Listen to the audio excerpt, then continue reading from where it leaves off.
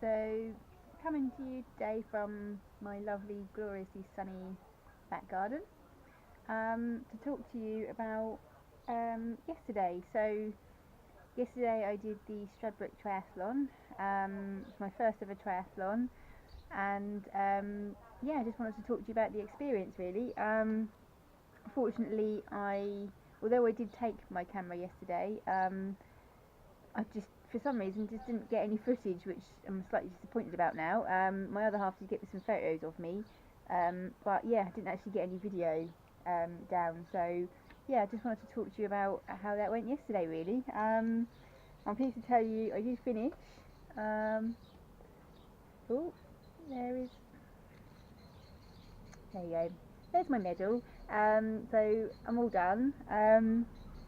But it was, well, I nearly didn't finish. Let's put it that way. So yeah, we arrived. The event wasn't due to, well, we weren't due to kick off until 5:30, but you had to be there like an hour or two before to rack your bike and register and everything. So you do have a bit of waiting around, which was a bit weird.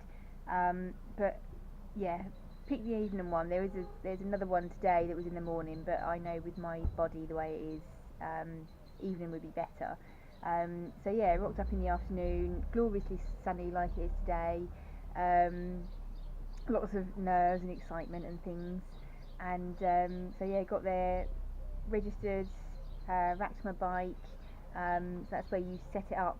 You have to sort of hook it up on the rails, your bike that is, and then set out your little transition area where you've got your cycling stuff and your running stuff and your bottles and anything else that you need when you come out from the swim.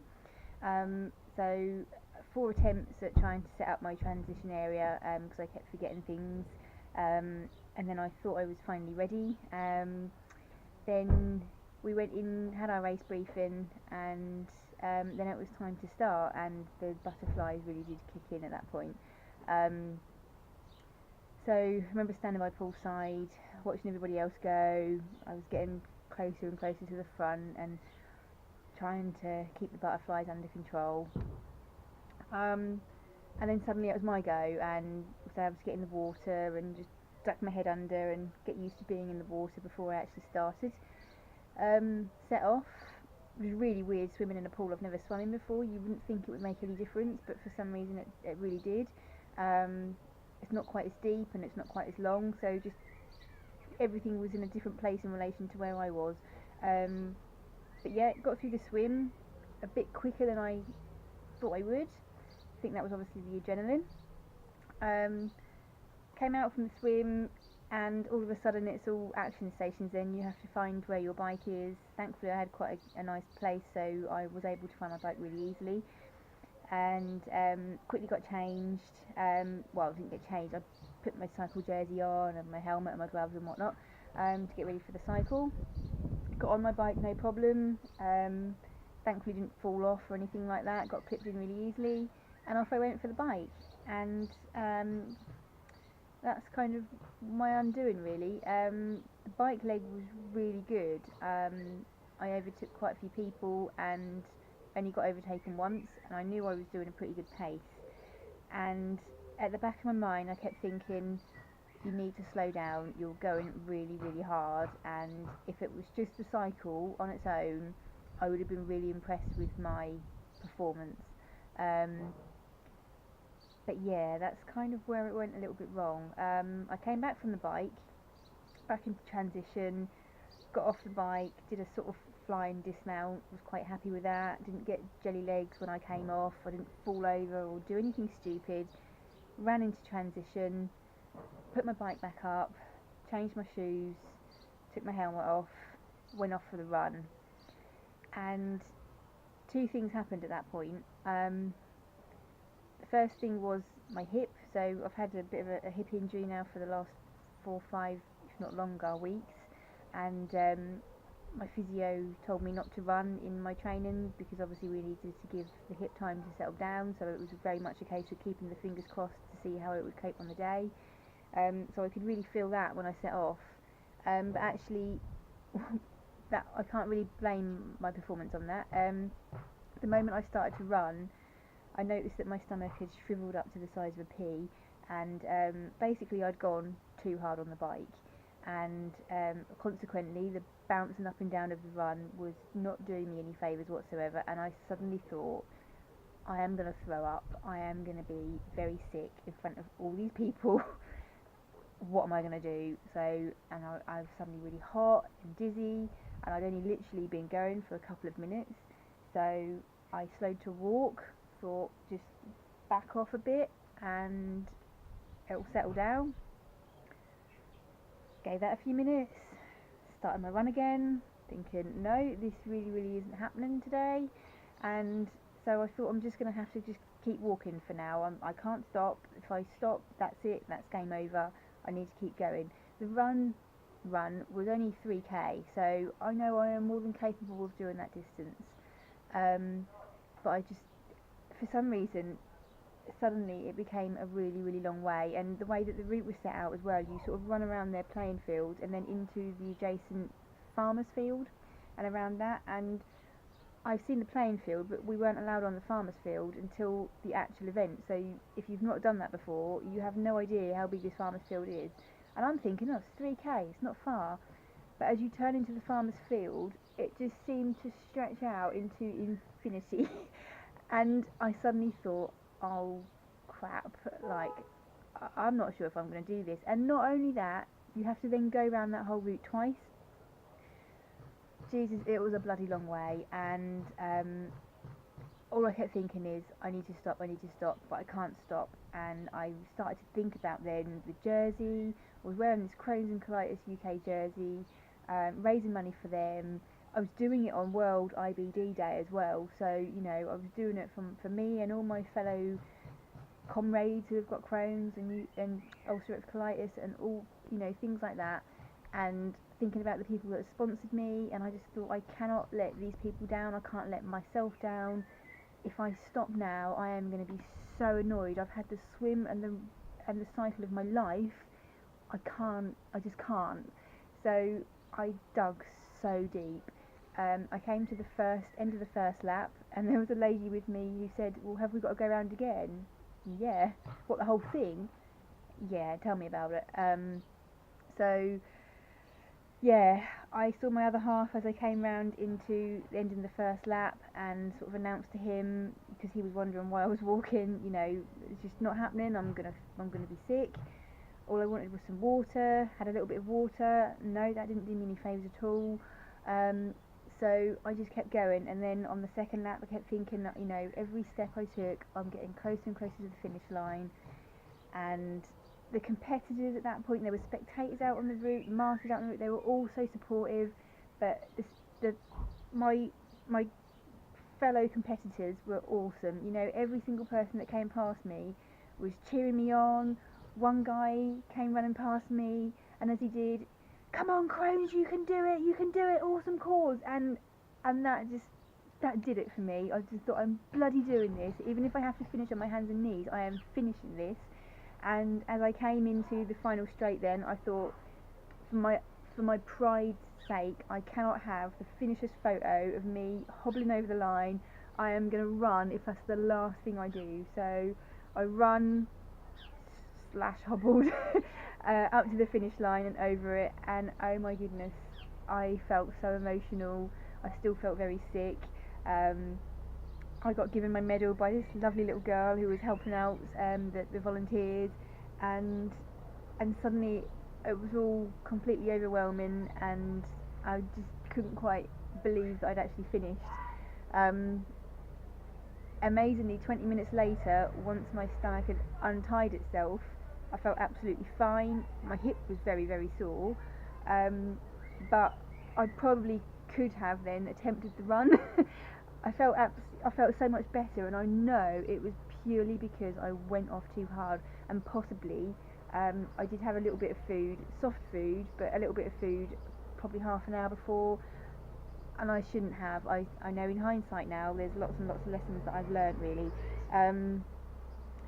So yeah, I think probably if I were going to take any lessons away, the sort of learning experiences that I've had from that, the first thing would be, in my training, to practice putting on the jersey. I mean, you don't have to wear a jersey. I was wearing a tri-suit, so I didn't have to, but obviously, I wanted to advertise that I was doing it for Crohn's and colitis. So practice putting the jersey on while you've got a wet tri-suit on. I've practiced transitions so many times and had no problem getting my jersey on, but oh my goodness, when I came out of the pool, obviously you're wet, it made so much difference. I got myself in a right knot trying to get my jersey on, so that's one thing I am going to practice. The next thing would be my shoes, my cycle shoes. So again, when I've been practicing, I've been making sure that all my Velcro straps are undone, my tongue is pulled right out, so I can get my feet in easily into the shoes. Despite my 4 attempts of racking my bike and setting up my transition area, in none of those times did I realise that I hadn't set my cycle shoes up properly. They were all still done up. So obviously when I came to put my foot in my shoes, I had to undo the bloody things before I could do them up. So I obviously lost a few seconds there as well.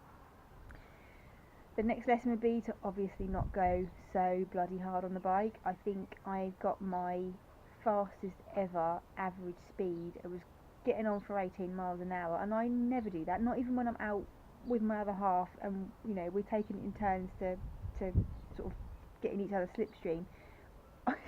So I don't know how, I just did. I think I was seeing people in the distance and trying to sort of run them down, and I know next time just ride my own race and take it bloody easy, leave something in the tank for when I get back. And I think the final thing is to not underestimate it really, and I don't think I did at first, but in my training things were going so well. Obviously then when I couldn't run, I couldn't train properly for the run, and so I know I've lost some running fitness, and obviously that didn't help with my hip the way it is. But I remember thinking, well, it's only a super sprint, 160 metre swim, a 17k bike and a 3k run, and I'm thinking I could do that all day long. But when you get there and it's actually time for it, that's one thing I would say, I think, is do not underestimate how bloody hard it is. To any of you guys who do Olympic or half Ironman or Ironmans, hats off to you, because that was really bloody hard. So that's probably about it, I think. I've got another triathlon that I'm booked into in 2 weeks' time. So this time in 2 weeks I will have finished it. It's a bit longer. I think it's a 300 or 400 metre swim, 21k bike, 4k run. So I've seriously got a decision to make. More in regards to my hip. The sickness thing I can deal with. I know that was my own fault, so I can resolve that quite easily. But my hip is a real problem. It's settled down a bit today, but it's still really bloody sore. We still can't really get to grips with exactly what is wrong with it.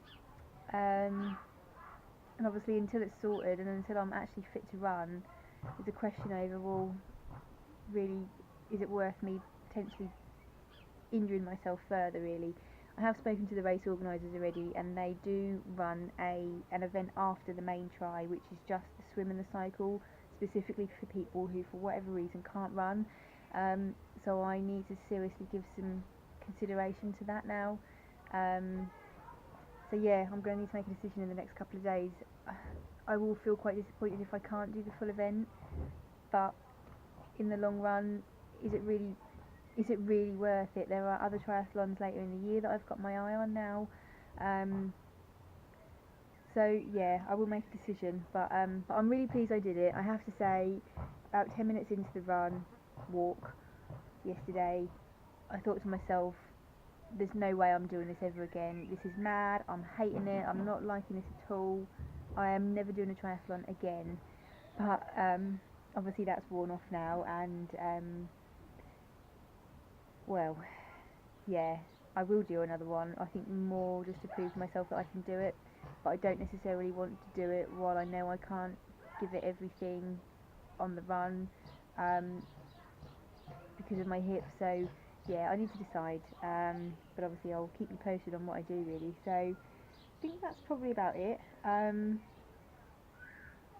have to say, Stradbroke was so well organised. Well done to all the event organisers and the volunteers on the day. They were so friendly and motivating, and there was lots of locals that came out to spectate, and you know, they all kept me going, as I said earlier, as did the competitors. It was a really fab event, and I will certainly look to do that again next year. So that's probably it for me.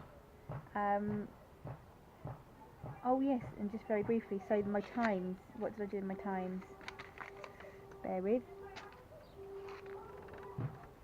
Yeah, so something in my eye. So the swim, so 160 metre swim, did it in 3 minutes and 5 seconds. It's just under 2 minutes per 100 metres. If you know anything about swim pacing, that for me is really bloody good.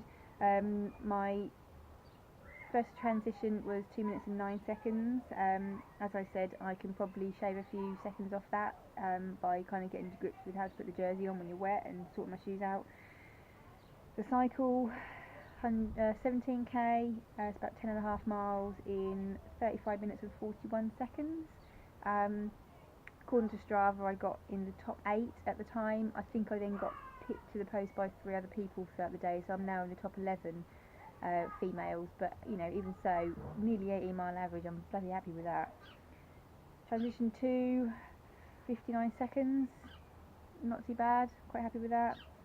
And my walk, 29 minutes and 32 seconds. As I say, the wheels really came off. I was the slowest runner of the whole field, but just to put this into context, if I had run the pace I know I'm capable of, then I would have actually got fastest female in my age group. So yeah, there's obviously a lot to work on, but I know that's something I can develop and get better at, really, hip permitting, obviously.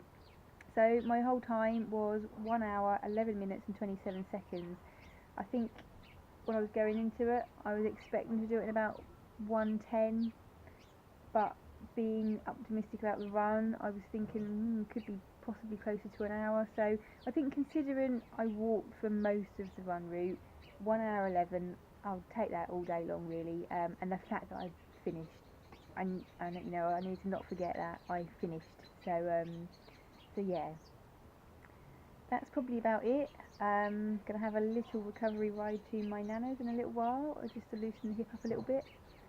And then it's going to be back for a nice gin and tonic. I've been on antibiotics for the last 6 weeks because of some sinus problems, and in that time I've not been able to drink. And you know, I'm a big fan of responsible drinking, but when the weather's like this, and you know, especially after that hard effort yesterday, I am certainly going to look forward to having a nice G&T in the garden later on. So cheers.